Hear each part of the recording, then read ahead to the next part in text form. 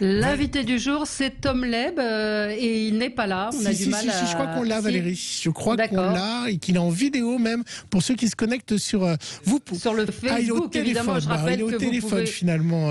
Je rappelle que vous pouvez nous suivre évidemment sur le Facebook de Sud Radio, sur Twitter. Tom Leb, bonjour. Bonjour. Bonjour. C'était compliqué. Alors, on aurait aimé vous voir. Bah oui, on aurait aimé vous voir. Oui. Moi aussi. D'ailleurs, c'est curieux d'ailleurs que je ne sois pas là. Oui, c'est curieux. Problème technique. Bref, mais on fait de la radio, donc tout va bien.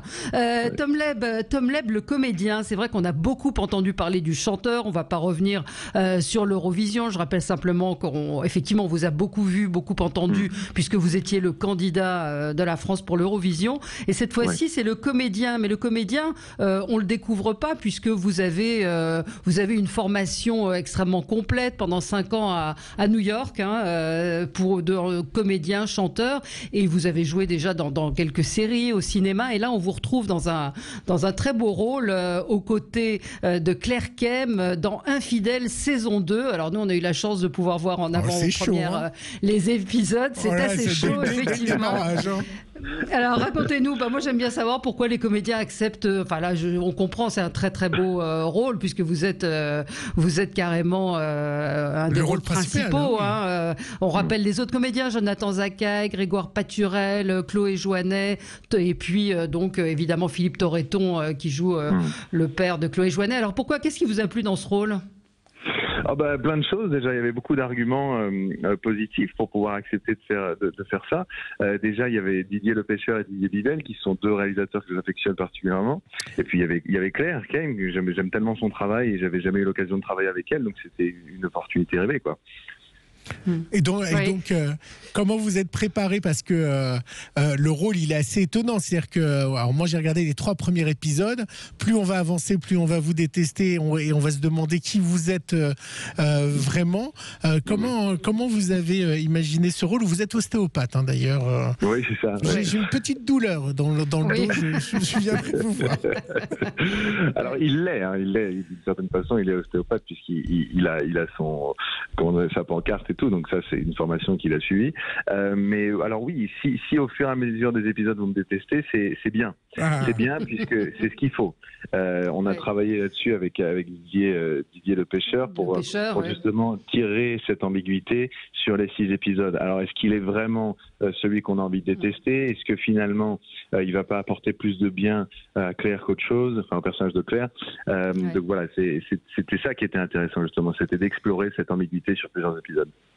Ouais. Comment ça s'est passé avec Claire Kem? Elle est absolument formidable dans cette série et d'une manière générale, on a la chance de l'avoir reçue plusieurs fois puis de la connaître par ailleurs. Ça fait partie, j'imagine aussi, de votre décision. Oui, clairement. Je la connaissais absolument pas, mais dès le premier jour, j'ai été accueilli.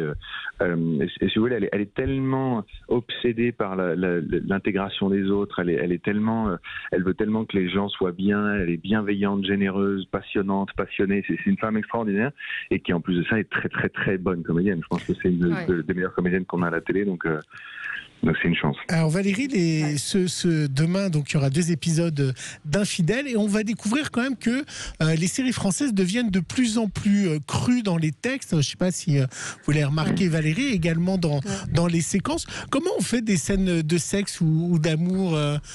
Comment ça s'est passé? Parce que vous avez beaucoup. Ça a été tourné avant le confinement, non? Alors oui, je vous rassure, oui. Faut le dire. C'est cet hiver. Comment est-ce qu'on... c'est vrai, voilà, pour rien vous cacher, les scènes intimes sont les plus compliquées. Toujours. Rares sont les comédiens qui disent c'est facile, les doigts dans le nez. Non, parce qu'on rentre dans l'intimité alors certes, c'est l'intimité du personnage, mais indirectement, c'est l'intimité de Claire là en question. Donc c'est beaucoup d'écoute, beaucoup de être à l'écoute de l'autre, être à l'écoute du réalisateur qui parfois chorégraphie ces choses-là, et c'est parfois plus sain et parfois mieux de laisser chorégraphier plutôt que de laisser libre cours à l'imagination des 2 comédiens, quoi, parce que ça peut évidemment être mal pris. Ces scènes-là, parlons de parler que de ça, on n'est pas spécialement obsédés, mais ces scènes-là, elles sont tournées quand, au début du tournage ou à la fin, quand vous vous connaissez mieux? C'est une bonne question, en effet, parce que ça peut toujours être particulier, mais là, en l'occurrence, ces scènes ont été tournées vers la fin. La plupart ont été tournées. Non, qu'est-ce que je dis? Il y a une des séquences qui a été tournée tout au début, ouais. Dans les premiers jours. Je connaissais à peine Claire et curieusement, à la place de nous gêner, ça nous a rapprochés ça nous a permis de rigoler, de trouver de la complicité et ça a été très bien. Bon, alors vous êtes un beau mec comme on dit et d'ailleurs une partie du feuilleton tourne autour de ça, trop beau pour être vrai ou pour être sincère. C'est le début de l'intrigue et vous avez une réplique où vous dites je ne suis pas un top boy. Est-ce que un sextoy. Est-ce que ça a été le cas dans la vraie vie? Est-ce que c'est compliqué avec les femmes d'être un beau mec, quoi? Est-ce que des fois on vous prend pour un sextoy dans la vraie vie? Non. Jamais. C'est-à-dire que je pense que ça dépend de comment on agit. Voilà, avec les filles, si on a envie de se faire prendre pour un sextoy, je pense que c'est dans l'attitude et dans les actions. Voilà, moi je veux pas en arriver là et je ne pense pas en arriver là, mais non, ça n'a rien de la vraie vie. Vos projets, parce que vous avez joué au théâtre avec votre père entre autres, mais vous avez absolument théâtre, cinéma, télé. Je le disais, vous êtes chanson, vous êtes une personne assez complète. Qu'est-ce qui vous plaît le plus? Et s'il fallait choisir, alors c'est pas choisir parce que c'est un peu idiot comme question, mais dans quel genre vous vous sentez le mieux? J'ai autant d'affection pour chacun des genres en fait, c'est-à-dire que je trouve de l'épanouissement dans chacun d'entre eux. Il y a à travers le cinéma et le jeu d'acteur, il y a la possibilité de vivre des choses, d'explorer des choses que je ne vivrais pas moi, alors que la musique c'est tout l'inverse, c'est justement ce que je raconte moi, ce qui me vient des tripes, c'est ma liberté, mes textes, donc c'est deux façons différentes de s'exprimer et de s'épanouir et les deux m'apportent beaucoup quoi. Puis c'est très français de mettre les gens dans les cases. C'est vrai qu'aux États-Unis, vous avez plutôt fait votre formation, vous faites tout, mais vous avez un papa, Michel Leb, qui lui aussi jouait au théâtre et chantait. En fait, vous continuez la tradition familiale, non? Oui, c'est pas volontaire, hein. C'est simplement, je pense qu'il m'a transmis la passion, simplement le goût des choses, que ce soit la musique ou même l'art en tout genre. Je veux dire, à la maison, on parle pas que de cinéma ou de théâtre ou de musique. Il y a tellement de choses qui nous intéressent. Et voilà, je pense que si on peut se donner l'opportunité de s'exprimer de plusieurs façons et qu'en plus ça nous procure énormément de bonheur. Moi, la musique, c'est une thérapie pour moi. C'est essentiel à ma vie. Tous les jours, je joue de la guitare tous les jours, le piano tous les jours, c'est absolument essentiel. Et l'opportunité d'aller sur des tournages, rencontrer des gens, rentrer dans des personnages, donner la réplique, c'est un rêve aussi. Donc ces deux choses-là, tant que je peux, et si j'ai le droit, je les vivrai toute ma vie. Est-ce que l'Eurovision a été un coup de projecteur sur votre carrière? Est-ce que vous avez eu plus de propositions après cette surexposition médiatique? Oui, alors complètement. Grâce à cette exposition, j'ai pu attirer des gens vers ma musique aussi, en dehors du titre de l'Eurovision. Donc ça a pu élargir un petit peu mon public, même jusqu'en Europe, partout en Europe. Et donc oui, certainement, bien sûr que ça m'a permis de me faire connaître. Et c'était un tremplin très bénéfique au final. Vous êtes infidèle? Alors non. Alors là, pour le coup, absolument pas. Oui, vous faites bien de me poser cette question, mais pas. Voilà, les personnages ne sont pas forcément les mêmes dans la vie, Gilles, qu'à la télé. C'est d'ailleurs justement pour ça qu'on les joue, ces personnages, pour vivre d'autres choses.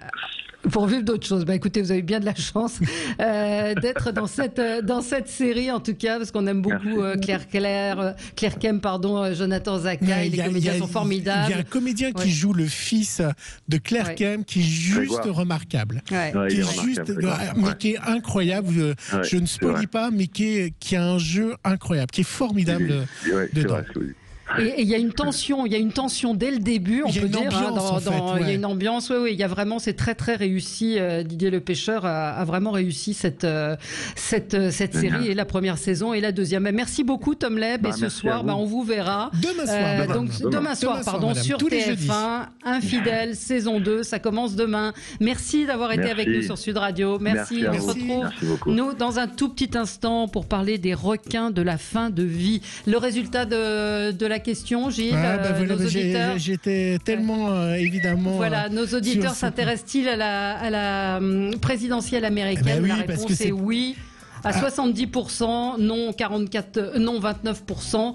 Et certains disent pas plus que ça. Une auditrice ne dit pas plus que ça, mais ça a tellement d'influence sur notre vie politique qu'on est bien obligé de s'y intéresser. Voilà. Eh bien, merci Gilles, je fais votre boulot. Vous y êtes. Vous voulez que je raconte aux éditeurs aussi que des fois je fais votre boulot pour moi, voilà. Ah ouais, attention, ne me cherchez pas. Allez, on se retrouve dans un tout petit instant pour parler de la fin de vie. Léa Salamé, à ne pas louper. Absolument. Aussi, hein. Demain Léa Salamé. À demain Gilles et nous, à tout de suite sur Sud Radio.